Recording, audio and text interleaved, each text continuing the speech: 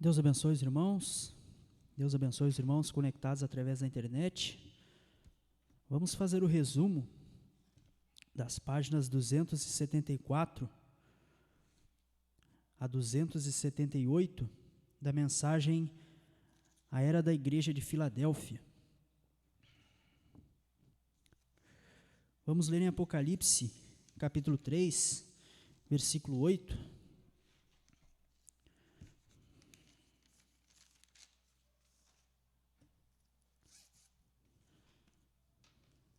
Apocalipse, capítulo 3, versículo 8. Eu sei as tuas obras, eis que diante de ti pus uma porta aberta, e ninguém a pode fechar. Tendo pouca força, guardaste a minha palavra e não negaste o meu nome.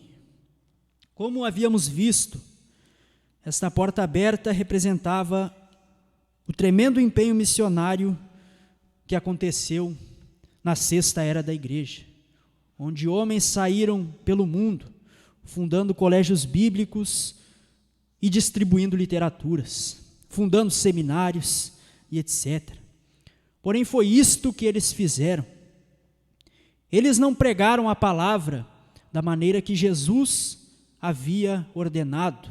Ide por todo o mundo e pregai o evangelho a toda criatura, e estes sinais seguirão aos que crerem. Em meu nome expulsarão demônios, curarão enfermos, falarão novas línguas. Se pegarem em serpentes, ou se forem mordidos por elas, aquilo não lhes faria dano. Não foi esse evangelho que eles levaram ao mundo, mas foi um evangelho apenas de distribuir literaturas. E o irmão Brana diz que este não é o padrão. Embora esta tivesse sido uma era de porta aberta, não foi no padrão que deveria ser. O irmão Brana também diz que esta porta aberta não representa unicamente as missões. Ele diz: eu quero examinar estas palavras novamente. Esta vez, embora eu não vá desassociá-la das missões, vou lhe trazer um pensamento que se estende profundamente para dentro da última era. Como já afirmei, esta era funde-se com a última era. Em cada era, o irmão Brana diz, no começo da mensagem para a era de Filadélfia, ele menciona isto e agora ele retoma. Ele diz que em cada era, uma era se desvanece, enquanto a outra é introduzida gradualmente. Em todas as eras foi assim, especialmente nestas últimas duas. Uma era se sobrepõe à outra. Uma era não termina subitamente e outra inicia de forma bem definida. Mas não, uma vai se desvanecendo aos poucos, uma vai morrendo aos poucos, aquele avivamento vai declinando, e outra era começa a surgir gradualmente, começa a surgir aos poucos. Homens começam a ter o desejo, a clamar algo maior, uma revelação maior de Deus. Isto aconteceu durante todas as eras, e o irmão Brana diz especialmente nestas duas últimas eras. O irmão Brana diz que isto é como as estações do ano. Você tem o verão, o outono, o inverno, a primavera.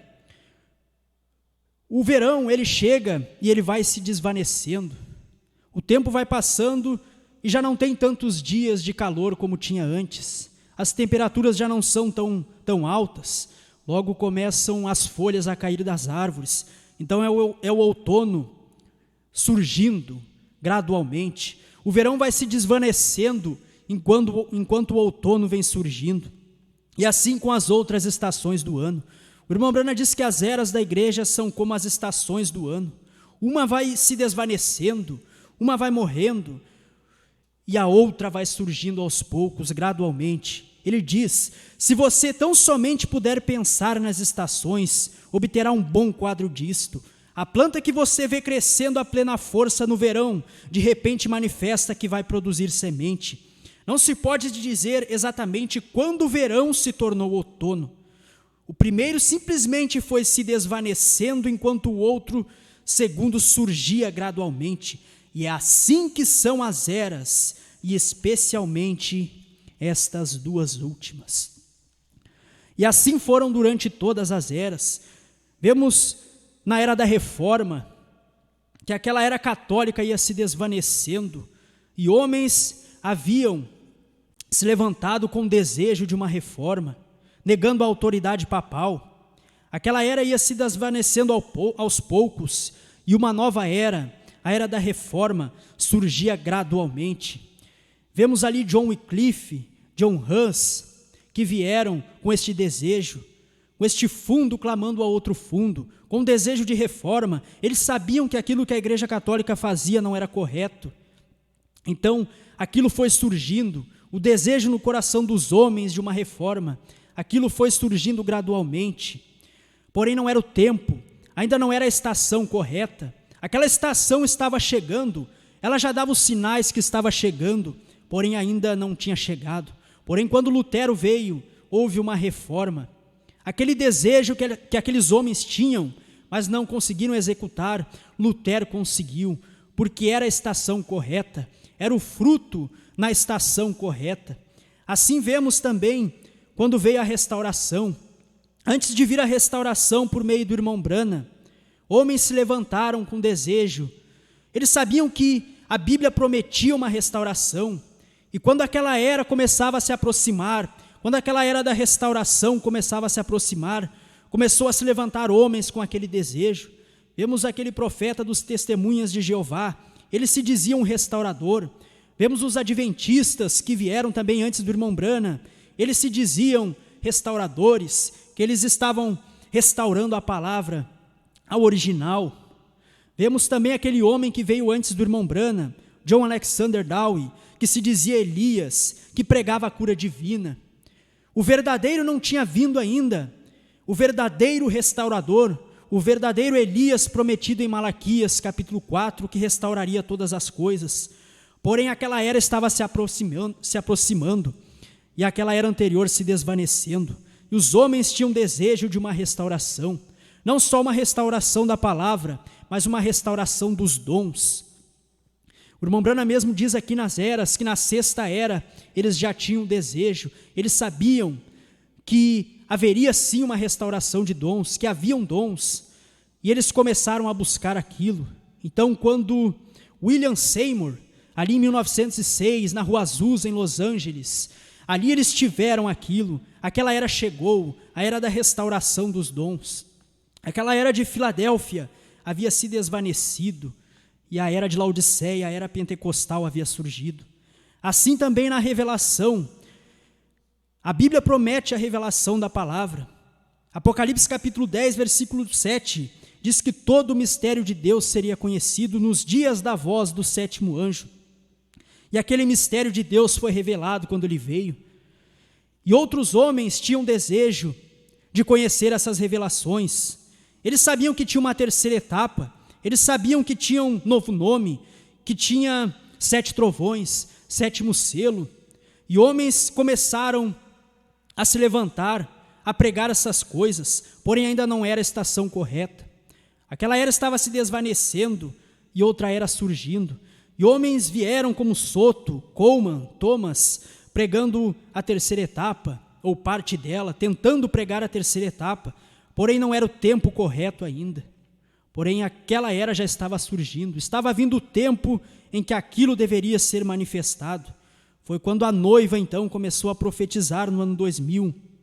Então, aquilo que aqueles homens tentaram pregar, aquilo que aqueles homens tentaram fazer, assim como aqueles que vieram antes do irmão Branham, aquilo foi feito pela noiva. Quando veio a estação correta para aquilo, aquilo foi feito. A noiva tomou o livrinho da mão do anjo que estava em pé, no mar e na terra, com o pé no mar e o outro sobre a terra. Tomou aquele livrinho, comeu e profetizou outra vez, porque ela é profeta, a noiva é profeta. Aqueles homens que vieram antes não eram profetas, eles eram juízes, como o pastor Osmar pregou. Eles julgavam o que era correto aos seus olhos, eles faziam o que era correto aos seus olhos, porque não eram profetas. Mas quando veio a noiva profeta, aquilo que o irmão Branham pregou, mas que esteve oculto, aquilo que Deus proibiu dele explicar, a noiva pregou, porque a noiva é profeta, ela profetiza outra vez. E seguindo no nosso resumo, Apocalipse capítulo 3, versículo 8 também diz que, após falar da porta aberta, eis que diante de ti pus uma porta aberta, diz o seguinte: eu sei as tuas obras, eis que diante de ti pus uma porta aberta, e ninguém a pode fechar. Tendo pouca força, guardaste a minha palavra, e não negaste o meu nome. O irmão Brana diz que esta porta tem a ver com todos estes três: pouca força, palavra e nome. Vemos que Jesus chama a si mesmo de a porta das ovelhas.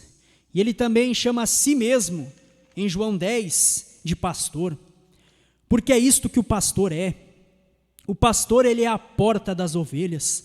O irmão Brana diz que quando ele estava no Oriente, ele observou os pastores de ovelhas.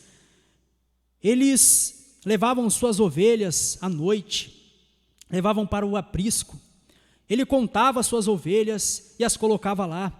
E ele mesmo se deitava na porta do aprisco, se tornando ele a porta das ovelhas. Por isso Jesus diz: eu sou a porta das ovelhas. O irmão Brana também diz que ali no Oriente, ele viu pastores guiando suas ovelhas pelas cidades. E ali as cidades, as mercadorias ficam na calçada, ficam na rua, não ficam dentro de um edifício, como aqui. E o irmão Brana se maravilhou vendo aquelas ovelhas andando e não olhando para os lados. Elas andavam e ficavam com seus olhos fitos em seu pastor. Nada tirava a sua atenção. Elas ouviam a sua voz e o seguiam. Nada daquelas mercadorias chamava a sua atenção. E assim é com as ovelhas de Jesus Cristo, o grande pastor. O irmão Brana diz que nada pode tirar seu foco, sua atenção dele. Nenhum LLD, um PhD, nenhum doutor em divindade, um teólogo, nenhuma denominação, nada. Elas mantêm seus olhos no seu pastor. Elas ouvem a voz do sumo pastor Jesus Cristo e seguem a ele. E o irmão Brana também ficou curioso e perguntou como se chamavam aqueles que guiavam os porcos, as cabras, os bodes. E para sua surpresa, foi-lhe dito que eles também eram chamados de pastores. Veja que não há só pastores de ovelhas, mas há pastores de bodes, há pastores de cabras, há pastores de porcos. Nunca diga que alguém não é pastor por causa dos seus membros. Talvez ele seja pastor de bodes, de porcos, de cabras, mas há o pastor de ovelhas. Somos gratos a Deus porque Ele tem nos dado pastor de ovelhas. E Jesus é a porta das ovelhas. E aqui está falando do abrir da porta. Isto significa que isto é uma revelação dele. Aqui está falando do abrir da porta, e Jesus é a porta. Ou seja, isto é uma revelação dele próprio. É uma revelação de quem ele é. O irmão Brana diz que foi nestas duas últimas eras que a revelação da deidade floresceu. Na mensagem às 10 virgens, o irmão Brana diz que entre a sexta e a sétima era havia uma porta aberta. Aqui nessa mensagem da era de Filadélfia ele também diz isto, porque foi entre essas duas eras que a revelação de Jesus Cristo, a revelação da deidade, a revelação de quem ele era, floresceu. Foi entre essas duas eras que soubemos que ele era Deus. Sabíamos que ele era Deus, mas agora estávamos sabendo que ele era o único Deus, não uma trindade, não uma divindade composta por 2 ou 3 pessoas, mas uma única pessoa, porque o irmão Brana diz que para constituir uma pessoa, para constituir uma personalidade, é preciso uma pessoa. Então, se Deus é uma só personalidade, ele é uma só pessoa, e esta é a pessoa do Senhor Jesus Cristo. Ele é o Pai, o Filho e o Espírito Santo. Foi entre estas duas últimas eras que a porta a Jesus Cristo foi aberta aos cristãos. Ele se revelou a eles, ele mostrou que ele era Deus. A igreja já não precisava mais ser surrada por aquele homem que o irmão Branham viu na visão, o qual tinha um pau de 3 quinas, e ele surrava aquela mulher representando a igreja, e aquele pau de 3 quinas simbolizava a Trindade. O irmão Branham veio para combater aquele homem, o irmão Branham veio para combater aquelas denominações que pregavam esta doutrina da Santíssima Trindade. Foi entre estas 2 últimas eras que a revelação da deidade veio. Jesus Cristo, o pastor, Jesus Cristo, a porta das ovelhas, se abriu para nós e soubemos quem Ele era. Os irmãos podem colocar-se de pé, vamos receber o nosso pastor.